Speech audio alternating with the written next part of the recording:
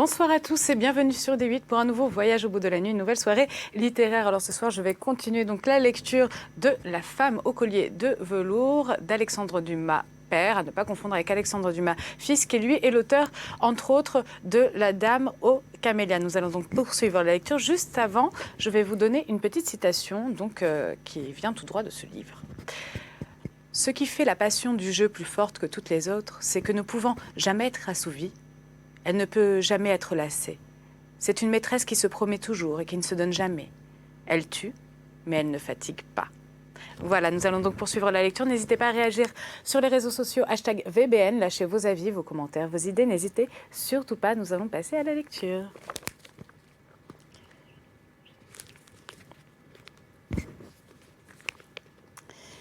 Alors...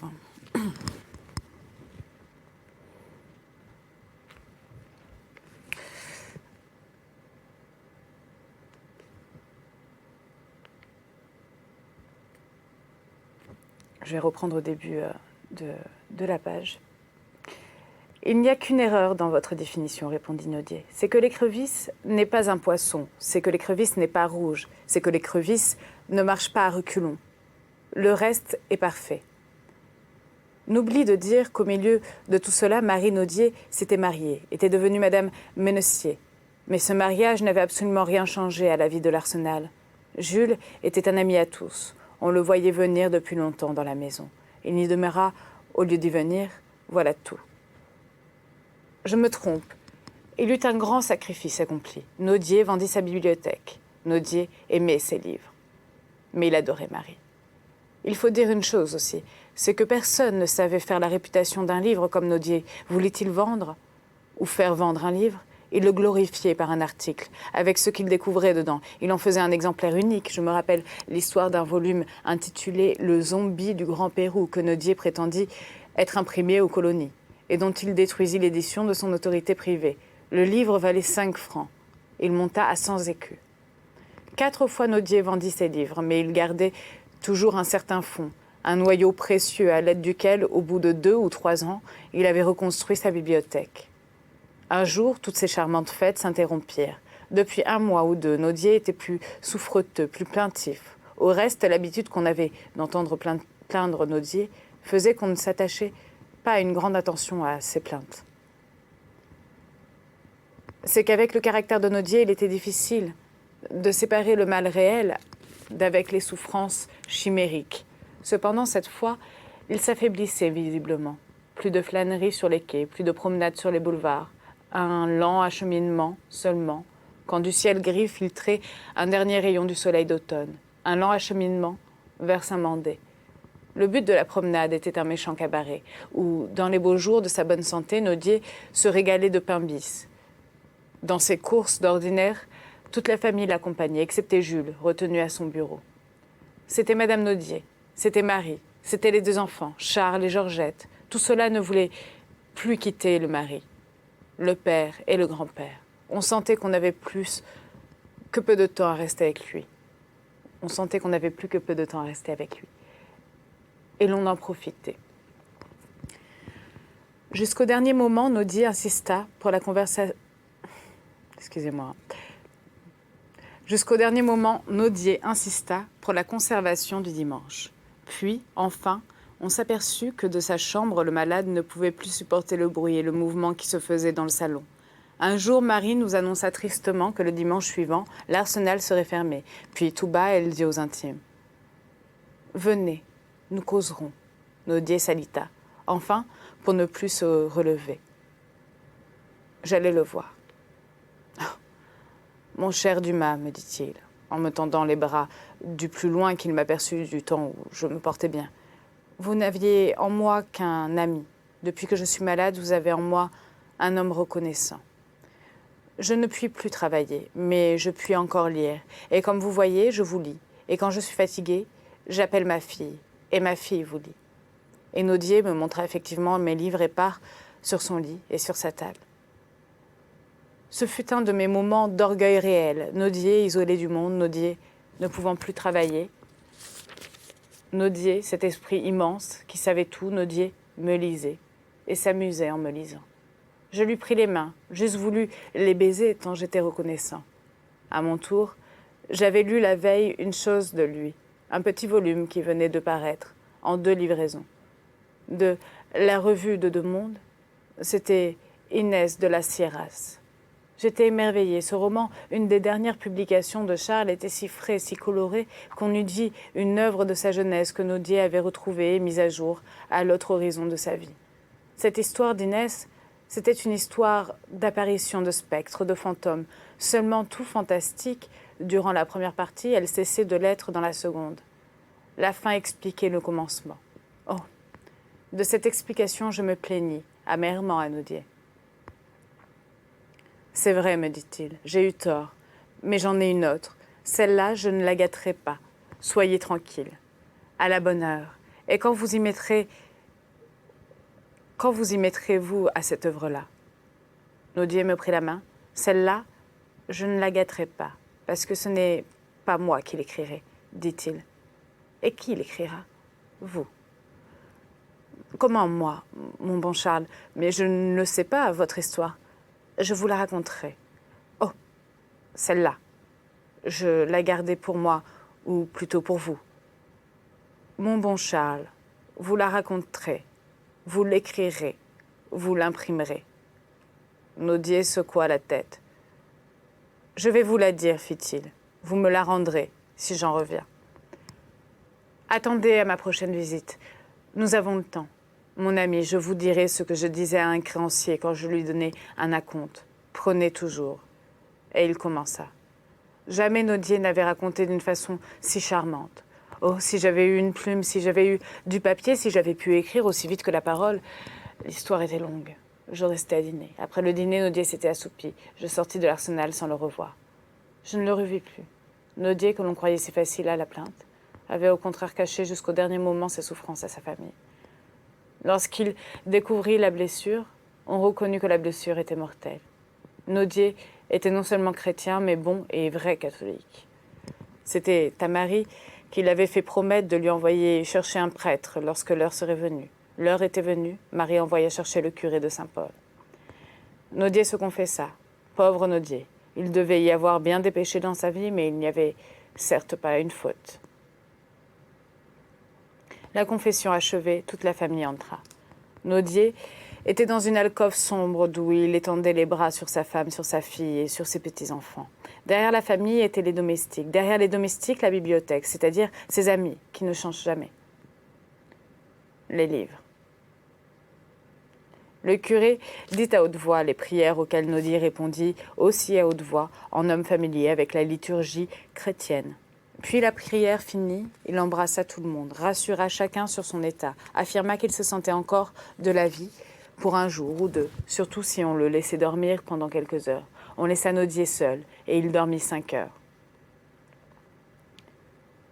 Le 26 janvier au soir, c'est-à-dire la veille de la mort, la fièvre augmenta et produisit un peu de délire. Vers minuit, il ne reconnaissait personne. Sa bouche prononça des paroles sans suite, dans lesquelles on distingua les noms de Tacite et de Fénélon. Vers 2 heures, la mort commençait de frapper à la porte. Naudier fut secoué par une crise violente. Sa fille était penchée sur son chevet et lui tendait une tasse pleine d'une potion calmante. Il ouvrit les yeux, regarda Marie et la reconnut à ses larmes. Alors il prit la tasse de ses mains et but avec avidité le breuvage qu'elle contenait. « Tu as trouvé cela bon ?» demanda Marie. « Oh oui, mon enfant, comme tout ce qui vient de toi. » Et la pauvre Marie laissa tomber sa tête sur le chevet du lit, couvrant de ses cheveux le front humide du mourant. « Oh, si tu restais ainsi, murmura Naudier. Je ne mourrai jamais. » La mort frappait toujours. Les extrémités commençaient à se refroidir, mais au fur et à mesure que la vie remontait, elle se concentrait au cerveau et faisait à Naudier un esprit plus lucide qu'il ne l'avait jamais eu. Alors il bénit sa femme et ses enfants, puis il demanda le quantième du mois. « Le 27 janvier, dit Madame Naudier. Vous n'oublierez pas cette date, n'est-ce pas, mes amis, dit Naudier. Puis, se tournant vers la fenêtre, je voudrais bien encore, une fois, voir le jour. fit-il avec un soupir. Puis il s'assoupit. Puis son souffle devint intermittent. Puis enfin, au moment où le premier rayon du jour frappa les vitres, il rouvrit les yeux, fit des lèvres, fit du regard, un signe d'adieu, et expira. Avec Nodier, tout mourut à l'Arsenal. Joie, vie et lumière. Ce fut un deuil qui nous prit tous. Chacun perdait une portion de lui-même en perdant Nodier. Moi, pour mon compte, je ne sais comment dire cela, mais j'ai quelque chose de mort en moi depuis que Nodier est mort. Ce quelque chose ne vit que lorsque je parle de Nodier. Voilà pourquoi j'en parle si souvent. Maintenant, l'histoire qu'on va lire, c'est celle que Nodier m'a racontée. Chapitre 2. La famille Hoffmann. La famille d'Hoffmann.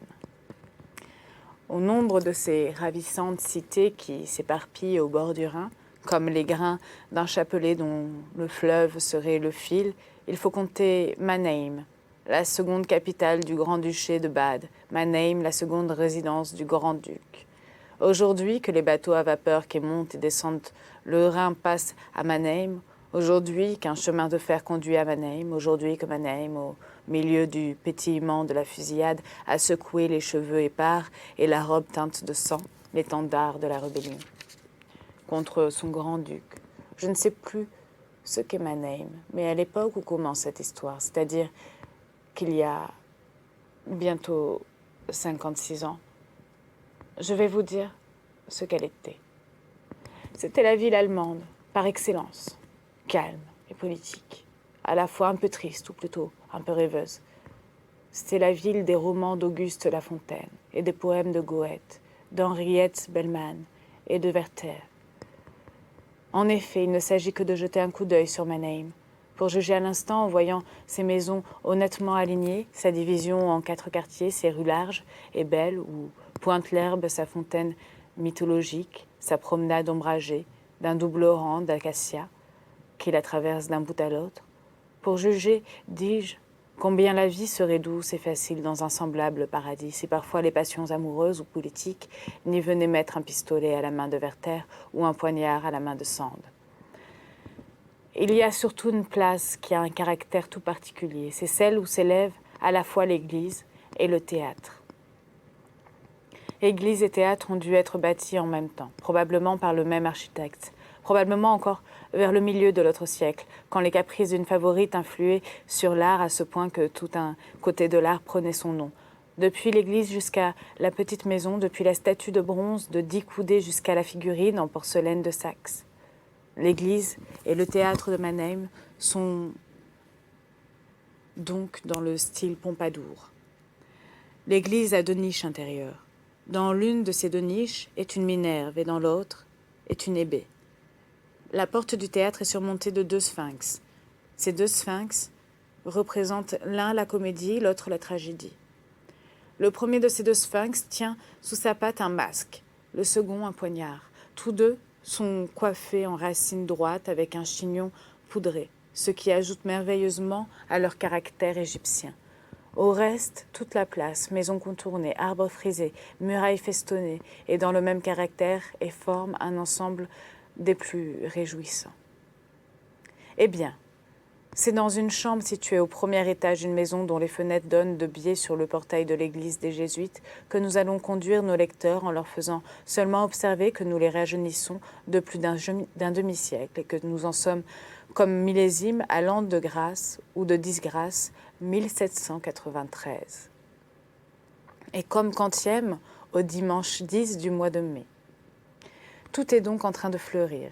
Les algues au bord du fleuve, les marguerites dans la prairie, l'aubépine dans les haies, la rose dans les jardins, l'amour dans les cœurs. Maintenant, ajoutons ceci. C'est qu'un des cœurs qui battait le plus violemment dans la ville de Mannheim et dans les environs était celui du jeune homme qui habitait dans cette petite chambre dont nous venons de parler et dont les fenêtres donnaient de biais sur le portail de l'église des Jésuites. Chambre et jeune homme méritent chacun une description particulière. La chambre, à coup sûr, était celle d'un esprit capricieux et pittoresque tout ensemble, car elle avait à la fois l'aspect d'un atelier, d'un magasin de musique et d'un cabinet de travail. Il y avait une palette, des pinceaux et un chevalet, et sur ce chevalet, une esquisse commençait. Il y avait une guitare, une viole d'amour et un piano, et sur ce piano, une sonate ouverte. Il y avait une plume, de l'encre et du papier, et sur ce papier, un commencement de ballade griffonnée, puis le long des murailles, des arcs, des flèches, des arbalètes du XVe siècle, des gravures du XVIe, des instruments de musique du XVIIe, des bahuts de tous les temps, des pots à boire de toutes les formes, des aiguillères de toutes les espèces, enfin des colliers de verre, des éventails de plumes, des lézards empaillés, des fleurs sèches, tout un monde, enfin, mais tout un monde ne valant pas 25 thalers de mon argent. Celui qui habitait cette chambre, était-il un peintre, un musicien ou un poète? Nous l'ignorons. Mais à coup sûr, c'était un fumeur, car au milieu de toutes ces collections, la collection la plus complète, la plus en vue, la collection occupant la place d'honneur et s'épanouissant en soleil au-dessus d'un vieux canapé à la portée de la main, était une collection de pipes. Mais quel qu'il fût, poète, musicien, peintre ou fumeur, pour le moment, il ne fumait, ni ne peignait, ni ne notait, ni ne composait. Non, il regardait. Il regardait immobile, debout, appuyé contre la muraille, retendant son souffle. Il regardait par sa fenêtre ouverte après s'être fait un rempart de rideaux pour voir sans être vu. Il regardait comme on regarde quand les yeux ne sont que la lunette du cœur. Que regardait-il? Un endroit parfaitement solitaire pour le moment, le portail de l'église des Jésuites. Et il est vrai que ce portail était solitaire, parce que l'église était pleine. Maintenant, quel aspect avait celui qui habitait cette chambre, celui qui regardait derrière ce rideau, celui dont le cœur battait ainsi en regardant? C'était un jeune homme de 18 ans, tout au plus, petit de taille, maigre de corps, sauvage d'aspect. Ses longs cheveux noirs tombaient de son front jusqu'au dessous de ses yeux, qu'il voilait quand il ne les écartait pas de la main. Et à travers le voile de ses cheveux, son regard brillait fixe et fauve, comme le regard d'un homme dont les facultés mentales ne doivent pas toujours demeurer dans un parfait équilibre. Ce jeune homme, ce n'était ni un poète, ni un peintre, ni un musicien, c'était un composé de tout cela. C'était la peinture, la musique et la poésie réunies. C'était un tout bizarre, fantasque, bon et mauvais, brave et timide, actif et paresseux. Ce jeune homme, enfin, c'était Ernest Théodore Guillaume Hoffmann. Il était né par une rigoureuse nuit d'hiver en 1776. Tandis que le vent sifflait, tandis que la neige tombait, tandis que tout ce qui n'est pas riche souffrait, il était né à Königsberg, au fond de la vieille Prusse, né si faible, si grêle, si pauvrement bâti, que l'exiguïté de sa personne fit croire à tout le monde qu'il était bien plus pressant de lui commander une tombe que de lui acheter un berceau. Il était né la même année au Schiller, écrivant son drame des brigands, signé Schiller, esclave de Klopstock, né au milieu d'une de ces vieilles familles bourgeoises comme nous en avions en France du temps de la Fronde, comme il y en a encore en Allemagne, mais comme il n'y en aura bientôt plus nulle part, né d'une mère au tempérament maladif, mais d'une résignation profonde, ce qui donnait à toute sa personne souffrante l'aspect d'une adorable mélancolie. Né d'un père à la démarche et à l'esprit sévère, car ce père était conseiller criminel et commissaire de justice près le tribunal supérieur, provincial. Autour de cette mère et de ce père, il y avait des oncles juges, des oncles baillis, des oncles bourgmestres, des tantes jeunes encore, belles encore, coquettes encore. Oncles et tantes, tous musiciens, tous artistes, tous pleins de sève, tous allègres. Hoffmann disait les avoir vus. Il se les rappelait, exécutant autour de lui, enfants de 6, de 8, de 10 ans, des concerts étranges, où chacun jouait l'un de ces vieux instruments, dont on ne sait même plus les noms aujourd'hui. Tympanon, rebec, cithare, sistre, viol d'amour, viol de gambe. Et il est vrai que personne d'autre qu'Hoffmann n'avait jamais vu ses oncles musiciens, ses tantes musiciennes, et qu'oncles et tantes s'étaient retirés les uns après les autres, comme les spectres, après avoir éteint en se retirant la lumière qui brûlait sur leur pupitre. De tous ses oncles, cependant, il en restait un. De toutes ses tantes, cependant, il en restait une. Cette tante, c'était un des souvenirs charmants d'Hoffmann.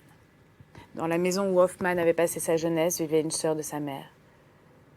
Une jeune femme au regard suave et pénétrant au plus profond de l'âme. Une jeune femme douce, spirituelle, pleine de finesse, qui, dans l'enfant que chacun tenait pour un fou, pour un maniaque, pour un enragé, voyait un esprit éminent qui plaidait seul, pour lui, avec sa mère, bien entendu, qui lui prédisait le génie, la gloire, prédiction, qui, plus d'une fois, fit venir les larmes aux yeux de la mère d'Hoffmann, car elle savait que le compagnon inséparable du génie et de la gloire, c'est le malheur. Voilà, c'est ainsi que se termine donc cette lecture de ce roman d'Alexandre Dumas. Je vais vous donner deux petites citations. Du coup, je vais vous rappeler la dernière phrase que je viens de vous lire d'Alexandre Dumas. Car elle savait que le compagnon inséparable du génie et de la gloire, c'est le malheur. Et puis, tous pour un et un pour tous. À très bientôt. Bonne soirée, bonne nuit et bonne journée pour certains.